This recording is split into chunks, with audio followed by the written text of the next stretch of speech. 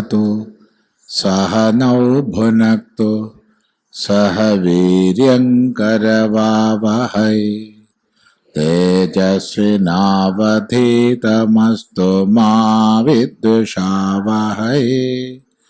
ओम शांति शांति शांति। ओम भद्रं कर्णेभिः शृणुयाम देवाः भद्रं पश्येमाक्षभिर्यजत्राः स्थिरैरङ्गैस्तुष्टुवांसस्तनूभिर्व्यसेम देवहितं यदायुः। स्वस्ति न इंद्रो वृद्धश्रवाः स्वस्ति न पूषा विश्ववेदाः स्वस्ति नस्तार्क्ष्यो अरिष्टनेमि स्वस्ति नो बृहस्पतिर्दधातु। ओम शांति शांति शांति।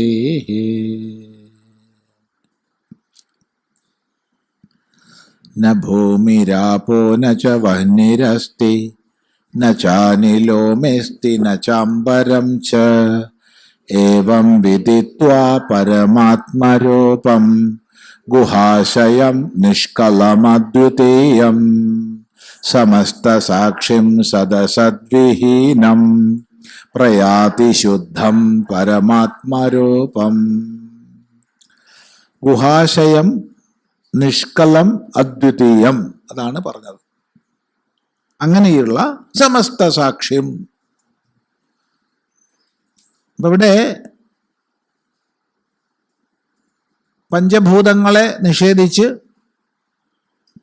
അങ്ങനെയുള്ള പരമാത്മരൂപത്തെ അറിഞ്ഞാൽ എന്ന് പറഞ്ഞു. അവിടെ നമുക്ക് വരാവുന്ന ഒരു തെറ്റിദ്ധാരണ, തന്നിൽ നിന്ന് അന്യമായ ഏതോ ഉപരി ലോകങ്ങളിലുള്ള പരമാത്മാവിനെ എന്ന് തെറ്റിദ്ധാരണ വന്നാലോ എന്ന് വിചാരിച്ച് ഉടനെ തിരുത്തല്ല, ഉടനെ ചേർത്ത് പറഞ്ഞു ഗുഹാശയം, നിഷ്കളം, അദ്വിതീയം.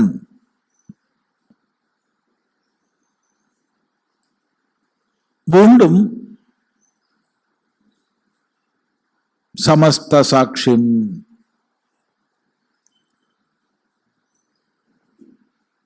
അദ്വിതീയം,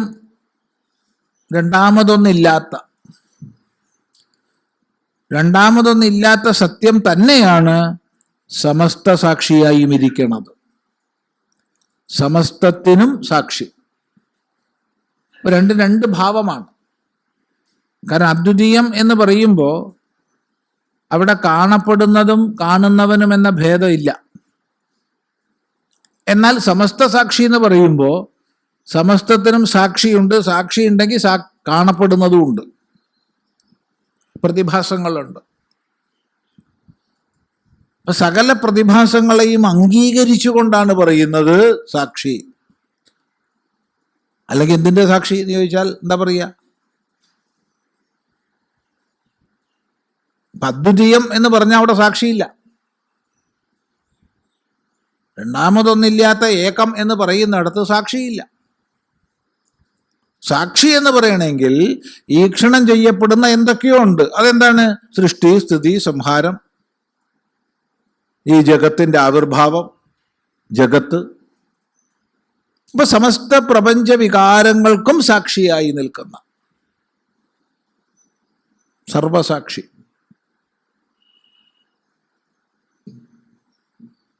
അപ്പോൾ ഓരോ പദവും ശ്രദ്ധിച്ചാൽ മനസ്സിലാവും.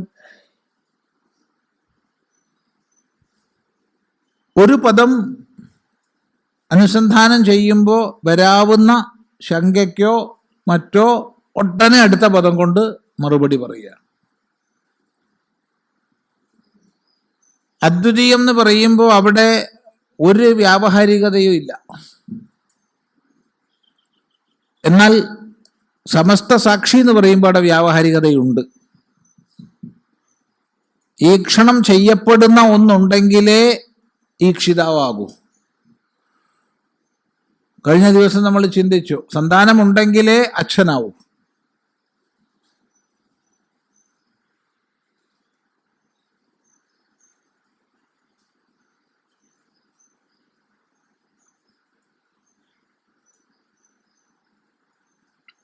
അപ്പോൾ സർവവ്യവഹാര അതീതമായ പാരമാർത്ഥിക സത്യത്തെയും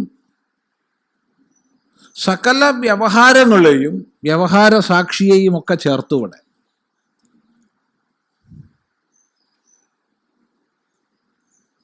നല്ലപോലെ ശ്രദ്ധിച്ചാലാണത് നമുക്ക് ബോധിക്കുക. അതുകൊണ്ട് നിഷ്കലം അദ്വിതീയം എന്ന് പറഞ്ഞ ഉടനെ സമസ്ത സാക്ഷ്യമെന്നും പറഞ്ഞു. അപ്പം എല്ലാ പ്രാപഞ്ചിക വികാരങ്ങൾക്കും സാക്ഷിയായിരിക്കുന്നവന്, സൃഷ്ടിസ്ഥിതി സംഹാരാദികൾക്കെല്ലാം സാക്ഷിയായിരിക്കുന്നവന് സാക്ഷ്യം.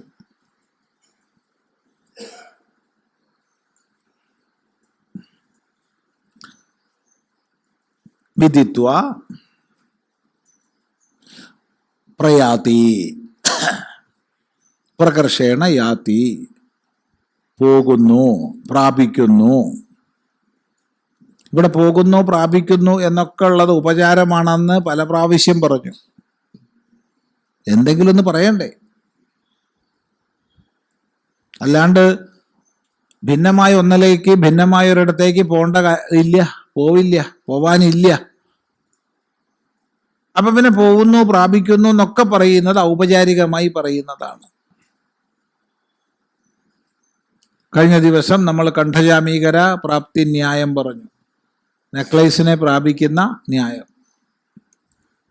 അവിടെ തന്നെ ഉണ്ടായിരുന്നതിനെ അറിഞ്ഞപ്പോൾ പ്രാപിച്ചു എന്ന് പറഞ്ഞു. അത്രയേ ഉള്ളൂ. സ്വതസിദ്ധമായതിനെ അറിഞ്ഞപ്പോൾ പ്രാപിച്ചു എന്ന് പറഞ്ഞു. അത്രയേ ഉള്ളൂ. സമസ്ത സാക്ഷ്യം. പ്രയാതി. എന്തിനെ പ്രയാതി? സദസദ്വിഹീനം. സത്ത് അസത്ത് എന്നിങ്ങനെയുള്ള ഭാവങ്ങളില്ലാത്ത. അപ്പൊ അവിടെ മനസ്സിലാക്കേണ്ടത്, സത് എന്നുള്ളതിനെ ഒരിക്കലും നിരസിക്കാൻ ആർക്കും പറ്റില്ല. ഒരു ശ്രുതിക്കും കഴിയില്ല. സത് എന്നുള്ളതിനെ നിഷേധിക്കാൻ കഴിയില്ല.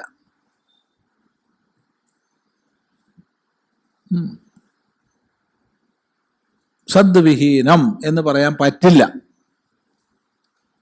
അപ്പൊ പറഞ്ഞിരിക്കുന്നു. അതോ സദസദ്വിഹീനം.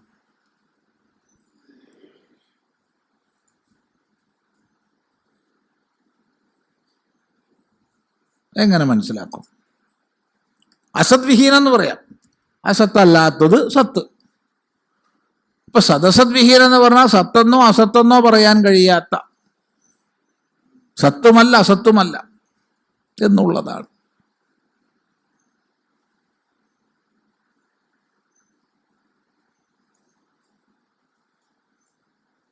സത്തുമല്ല അസത്തുമല്ല. അവിടെ നാമരൂപാത്മകമായി വിഭക്തമായത്, നാമരൂപരഹിതമായതോ ഈ അർത്ഥത്തിൽ എടുക്കുക വഴിയുള്ളൂ. അല്ലാതെ സത് എന്നുള്ളതിനെ നിരസിക്കാൻ പറ്റില്ല, ആർക്കും പറ്റില്ല.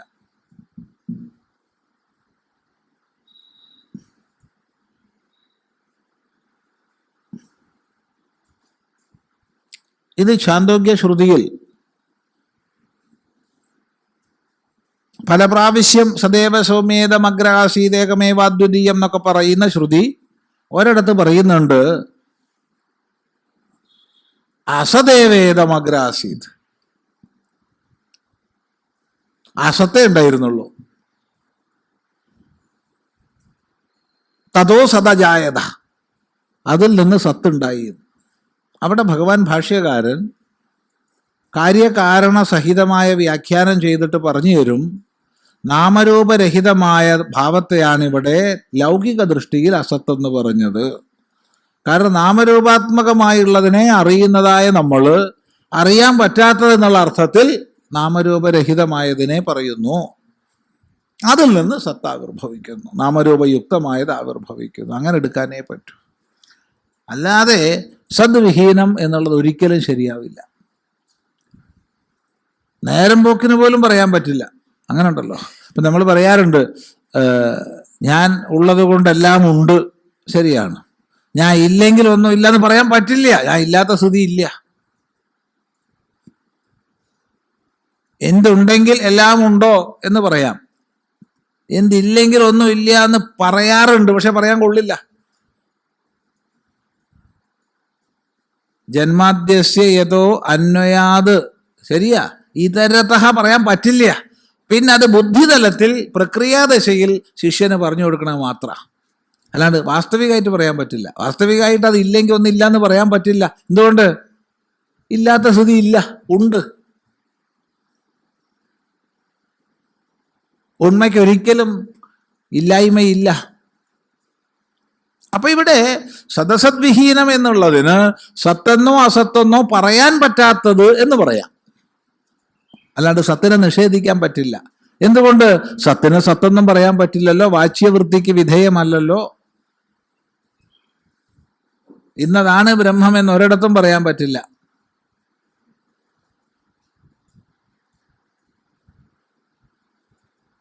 അല്ലെങ്കിൽ നാമരൂപരഹിതവും നാമരൂപയുക്തവും എന്നീ ഭേദങ്ങളില്ലാത്ത സദസദ്വിഹീനം. എങ്ങനെ? ശുദ്ധം പരമാത്മരൂപം, ശുദ്ധമായ അവിദ്യാലേശമില്ലാത്ത മാലിന്യലേശമില്ലാത്ത കേവലമായ, കൈവല്യോപനിഷത്താണല്ലോ ശുദ്ധം, കേവലമായ. കേവലമല്ലാത്തതൊക്കെ കലർപ്പുള്ളതാണ് അല്ലേ? കലർപ്പുള്ളതൊക്കെ അശുദ്ധമാണ്. അപ്പൊ ശുദ്ധം എന്ന് പറഞ്ഞാൽ കൈവല്യം, കേവലം.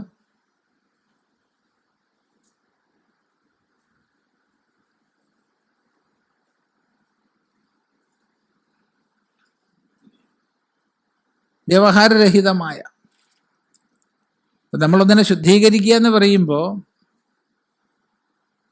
ഒന്നിനെ ശുദ്ധീകരിക്കുക എന്ന് പറഞ്ഞാൽ എന്താ? കലർപ്പ് മാറ്റുകയാണ്, അതാണ് ശുദ്ധീകരിക്കൽ. അപ്പൊ യാതൊരു കലർപ്പും ഇല്ലാത്തത്, യാതൊരു കലർപ്പും ഇല്ലാത്തത്, അതാണ് ശുദ്ധം.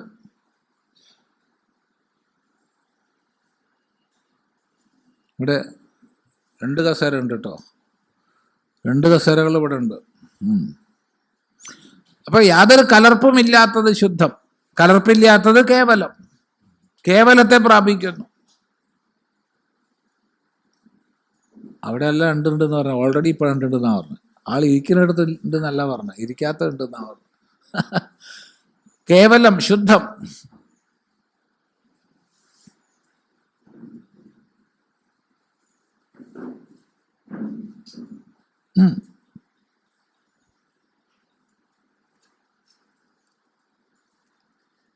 അപ്പൊ എന്താ കലർപ്പ്?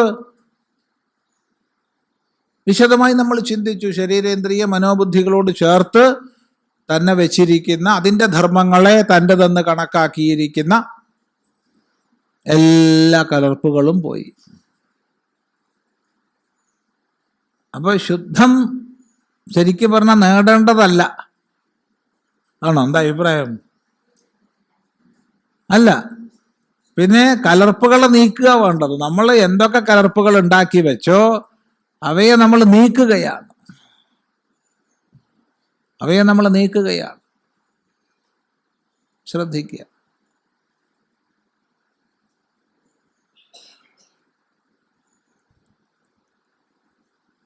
ലോകത്തിലും അങ്ങനെ തന്നെയാ.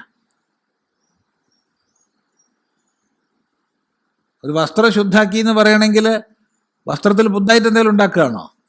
അല്ല, അതിൽ വന്നുകൂടിയ കലർപ്പുകളെ, മാലിന്യങ്ങളെ, അഴുക്കുകളെ നീക്കുകയാണ്. എല്ലാം ഇങ്ങനെ തന്നെ. ഏതൊരു വസ്തുവിൻ്റെ സംസ്കരണവും മലിനതകളെ നീക്കുകയാണ്. അങ്ങനെയാണ് ശുദ്ധം. ഉപനിഷത്ത് പഠനവും അതുതന്നെ, ഉപനിഷത്തിന്റെ ലക്ഷ്യവും അതുതന്നെ. അതാണ് പറയുന്നത് കേവലം ശുദ്ധം പരമാത്മരൂപം പ്രയാതി. കഴിഞ്ഞു. ഇനി ഇതിനപ്പുറത്തേക്കൊന്നും പറയാനില്ല. ഇപ്പൊ എവിടെ എത്തി? തത്വമേവ ത്വമേവ തതെന്ന് നേരത്തെ മഹാവാക്യോപദേശം ചെയ്തത് അവിടെ തന്നെ വീണ്ടും എത്തിച്ചേർന്നു. ശ്രദ്ധിക്കുക. കഴിഞ്ഞു, ഉപനിഷത്ത് കഴിഞ്ഞു. ഇനിയുണ്ടല്ലോ, ഇനിയില്ല, ഇത്രയേ ഉള്ളൂ. മറ്റേ ഫലശ്രുതിയാ.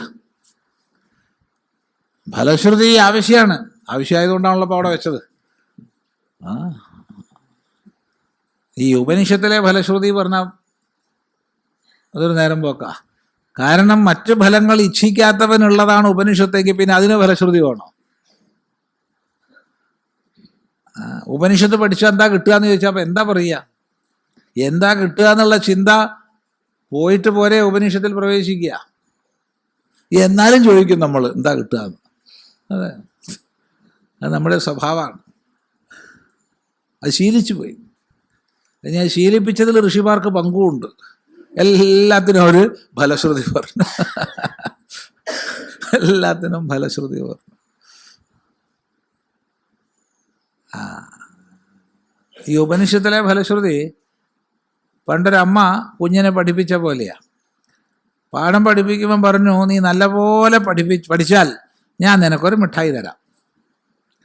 നല്ല പോലെ പഠിച്ചാൽ ഒരു മിഠായി തരാം. കുഞ്ഞു പറഞ്ഞു ശരി, ഞാൻ പഠിക്കാം. അമ്മ പഠിപ്പിച്ചത് മിഠായിയുടെ ബഹുവിധമായ ദോഷങ്ങളെക്കുറിച്ചാണ്. ഇനി പഠിച്ചു എന്ന് പറഞ്ഞിട്ട് കുഞ്ഞിന് മിഠായി ചോദിക്കാൻ പറ്റുമോ? മിഠായി ചോദിച്ചാൽ അമ്മ പറയും, ഞാൻ പറഞ്ഞു തന്നൊന്നും നീ പഠിച്ചിട്ടില്ല, കാരണം മിഠായിയുടെ ദോഷമാണ് ഞാൻ നിന്നെ പഠിപ്പിച്ചത്.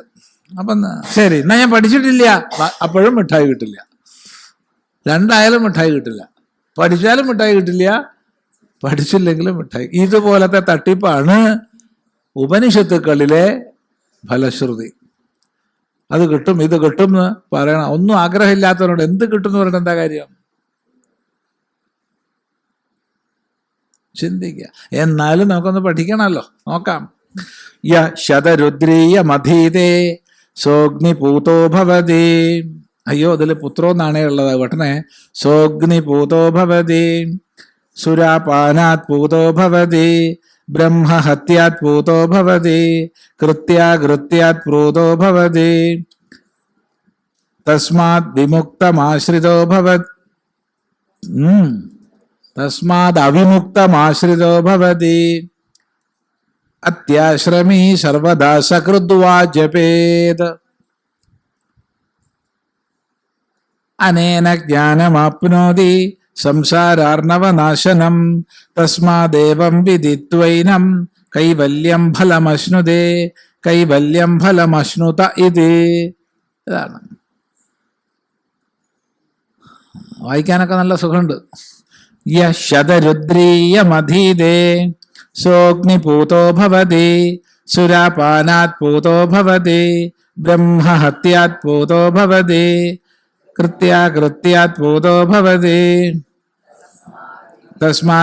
തസ്മാദവിമുക്തമാശ്രിതോ ഭവതി, അത്യാശ്രമീ സർവദാ സകൃദ്വാ ജപേത്. ഇനി പാഠഭേദം പറയാം. തസ്മാത് വിമുക്തമാശ്രിതോ ഭവതി, അത്യാശ്രമീ സർവദാ സകൃദ്വാ ജപേത്. ഇത് കൃഷ്ണ യജുർവേദീയമാണ്. നമ്മൾ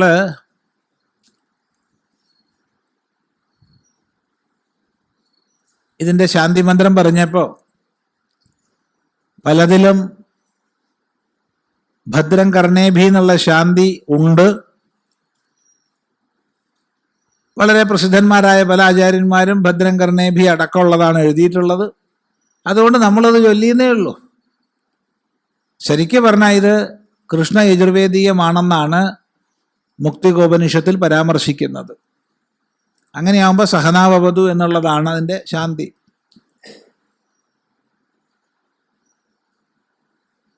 അത് അംഗീകരിച്ചിട്ടാണ് നമ്മളിവിടെ ഇത്രയും പ്രാവശ്യം ശാന്തി മന്ത്രം ചൊല്ലിയത്. എത്ര പേര് ശ്രദ്ധിച്ചിട്ടുണ്ടെന്ന് അറിയില്ല. എത്ര പേര് ശ്രദ്ധിച്ചിട്ടുണ്ട്? ആദ്യം സഹനാവവതു ചൊല്ലി തീരുമ്പോൾ സഹനാവവതു അവസാനം ചൊല്ലുന്നത്. അത് എത്ര പേര് ശ്രദ്ധിച്ചു എന്നറിയില്ല. അത് കൃഷ്ണയജുർവേദീയമായിട്ട് അംഗീകരിച്ചിട്ടാ, ഭദ്രം കർണേഭി അംഗീകരിച്ചിട്ടല്ല. പിന്നെ അതൊരു എന്തായാലും നല്ലത് തന്നെ, കിടക്കട്ടെ, ശാന്തി മന്ത്രം ചൊല്ലണം എന്തായാലും നല്ലതല്ലേ എന്നുള്ളതുകൊണ്ടാണ്. അപ്പൊ കൃഷ്ണയജുർവേദീയമായ ശ്രീരുദ്രം പറഞ്ഞ പാഠത്തിൽ അതിന് തൊട്ട് ശേഷമാണ് ഇത് വരുന്നത്. അതുകൊണ്ട് ഈ കൈവല്യത്തെ ശതരുദ്രീയം എന്ന് പറഞ്ഞു. സത്യത്തിൽ ഇത് ശതരുദ്രീയം അല്ല.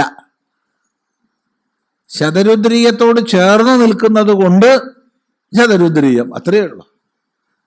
അല്ലാണ്ട് ഇത് ശതരുദ്രീയം അല്ലത്. വ്യക്തമാണല്ലോ. ചേർന്ന് നിൽക്കുമ്പോൾ അങ്ങനെ പറയാറുണ്ട് നമ്മൾ.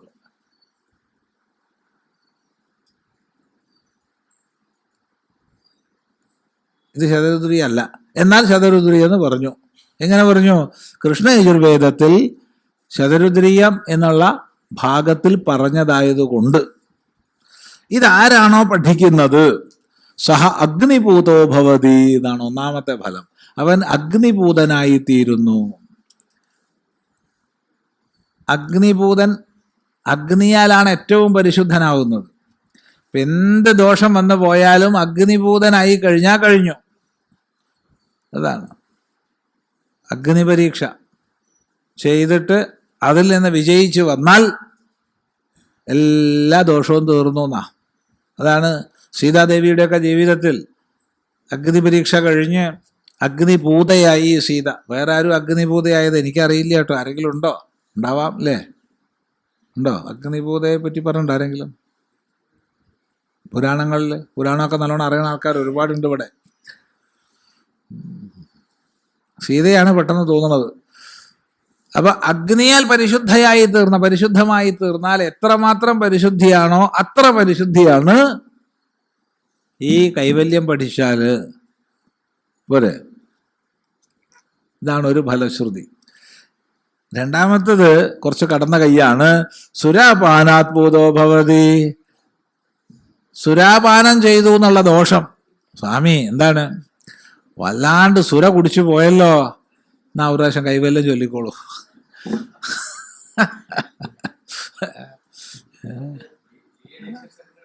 അതെ, ഡി അഡിക്ഷൻ കേന്ദ്രങ്ങളിലൊക്കെ ചെയ്യാവുന്നതാണ്. അത് ശരിയാവുന്നതാണ്. അതാണ് ഫലശ്രുതി എന്ന് പറഞ്ഞത്. ഇത് ഫലശ്രുതിയാണ്. സുരാപാന ദോഷത്തിൽ നിന്ന് പൂതനാകുന്നു. അപ്പൊ ഈ സുര എന്താന്ന് ചോദ്യം, അത് വലിയൊരു ചോദ്യമാണ്. നമ്മൾ ദേവന്മാരെ സുരന്മാരെന്നും അതിന് വിപരീത സ്വഭാവികളെ അസുരന്മാരെന്നും വിളിക്കാറുണ്ട്. അപ്പൊ ഏഭ്യ സുരാതീയതേ, ആർക്കായിക്കൊണ്ട് സുര സമർപ്പിക്കപ്പെടുന്നുവോ അവരാണ് സുരന്മാർ. അപ്പോളോ ആർക്കായിക്കൊണ്ട് യാഗത്തിൽ സുര സമർപ്പിക്കപ്പെടുന്നുവോ അവർ സുരന്മാർ. ആർക്ക് സുര സമർപ്പിക്കപ്പെടുന്നില്ലയോ അവർ അസുരന്മാർ. അപ്പോഴോ ഭക്തന്മാര് ചിലപ്പോ നമ്മളെ തല്ലും കേട്ടോ. ദേവന്മാരെ കള്ളൂടിയന്മാർന്ന് വിളിച്ചല്ലോ സ്വാമി. സത്യാണത്. ആർക്കായിക്കൊണ്ട് സുര സമർപ്പിക്കപ്പെടുന്നുവോ അവർ സുരന്മാർ. ആർക്കായിക്കൊണ്ട് സുര സമർപ്പിക്കപ്പെടുന്നില്ലയോ അവർ അസുരന്മാർ. അപ്പൊ സുര എന്ന് പറഞ്ഞാൽ നമ്മൾ മനസ്സിലാക്കി വെച്ച സാധനം അല്ല. ഇത് സോമലതയിൽ നിന്ന് എടുക്കുന്ന വിശിഷ്ടമായ ഔഷധമാണ്. കുറഞ്ഞ ലഹരി ഉണ്ടാവും, ഇല്ല എന്ന് പറയണില്ല. സോമരസം, ആ സോമരസത്തിൽ നിന്ന് പാകം ചെയ്ത് ഉണ്ടാക്കുന്നതാണ് സുര. യാഗവിശേഷങ്ങളിൽ ഉപയോഗിക്കുന്നു. സോമലത കണ്ടില്ലേ? ഇല്ല. ഉണ്ടാവും. സോമലതയ്ക്ക് ഇലയില്ല പൊഴിയാൻ. ലത മാത്രമേ ഉള്ളൂ, വള്ളി മാത്രമേ ഉള്ളൂ, അതിന് ഇലയില്ല. സോമ ഇപ്പൊ ധാരാളം പേര് വളർത്തുന്നുണ്ട്, നമ്മളെ നാട്ടിലുണ്ട്.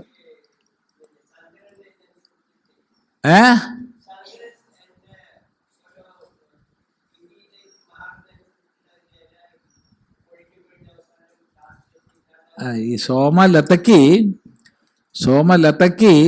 വാസ്തവത്തിൽ നമ്മൾ കാണാൻ മാത്രമുള്ള ഇലയില്ല. അതിങ്ങനെ വള്ളിയായിട്ട് ഓരോരോ ജോയിന്റ് ഉണ്ടാവും. അവിടുന്ന് അടുത്ത വളരും, അവിടുന്ന് അടുത്ത ജോയിന്റ് അവിടുന്ന് വളരും. അങ്ങനെയാണ് അതിൻ്റെ വളർച്ച. ഓരോ ചന്ദ്രൻ്റെ ഗതിക്ക് അനുസരിച്ച് ആണ് അതിൻ്റെ വളർച്ച വരുന്നത്. ശുദ്ധമായ സ്ഥലത്തേ ഉണ്ടാവുള്ളൂ. അത് വളർത്തിക്കഴിഞ്ഞാൽ അവിടെ അശുദ്ധിയൊക്കെ ഉണ്ടെങ്കിൽ ഉണ്ടാവില്ല, ഉണങ്ങിപ്പോവും. ഈ അശുദ്ധി ഇല്ലാച്ചാലും പിടിക്കാൻ പണിയാട്ടുമോ, അത് പിടിച്ചു കിട്ടാൻ വളരെ പണിയാണ്. ഇന്നിപ്പോൾ വളരെയധികം കേരളത്തിൽ പ്രചരിപ്പിക്കുന്നുണ്ട്, പല നഴ്സറികളിൽ നിന്നൊക്കെ കൊടുക്കുന്നുണ്ട്. ഒന്ന് വാങ്ങി വെച്ചോളൂ വീടുകളിൽ, നല്ലതാ.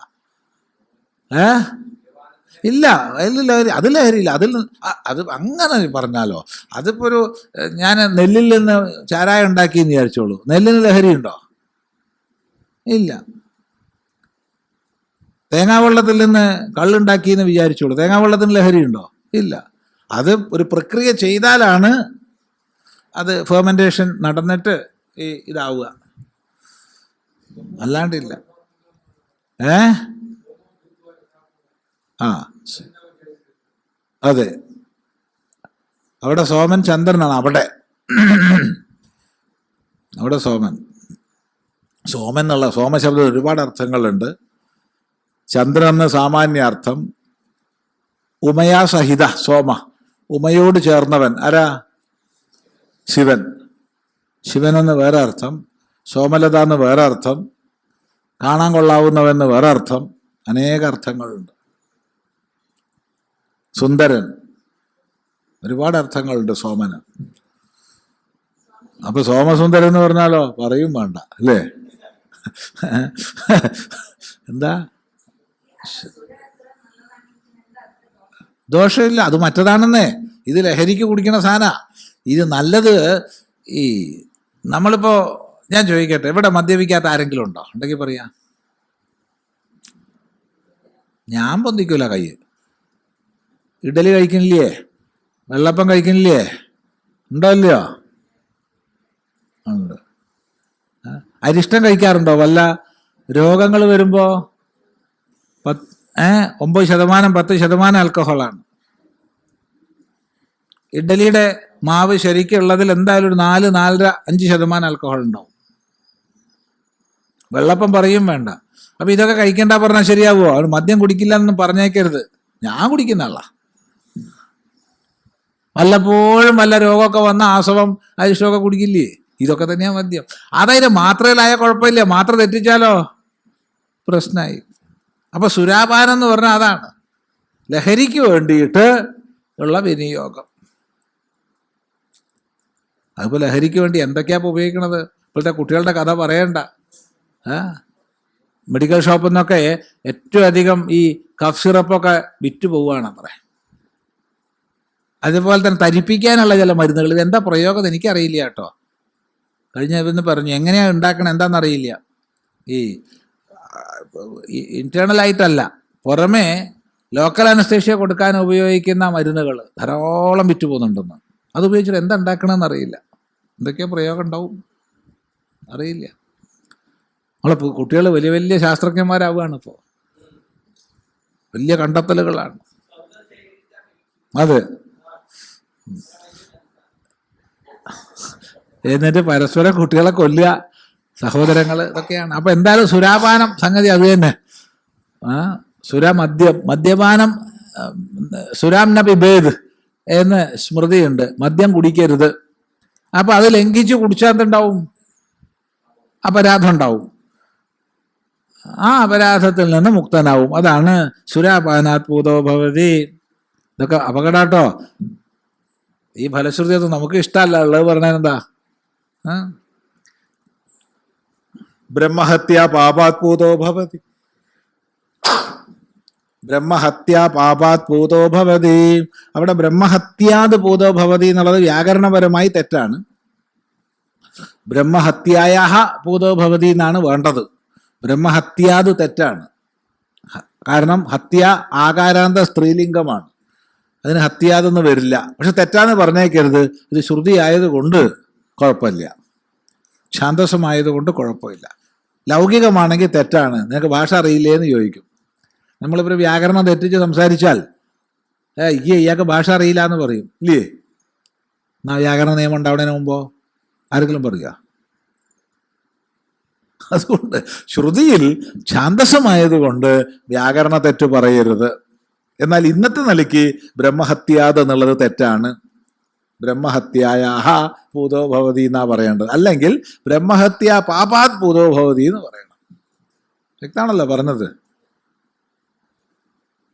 വ്യക്തമാണോ?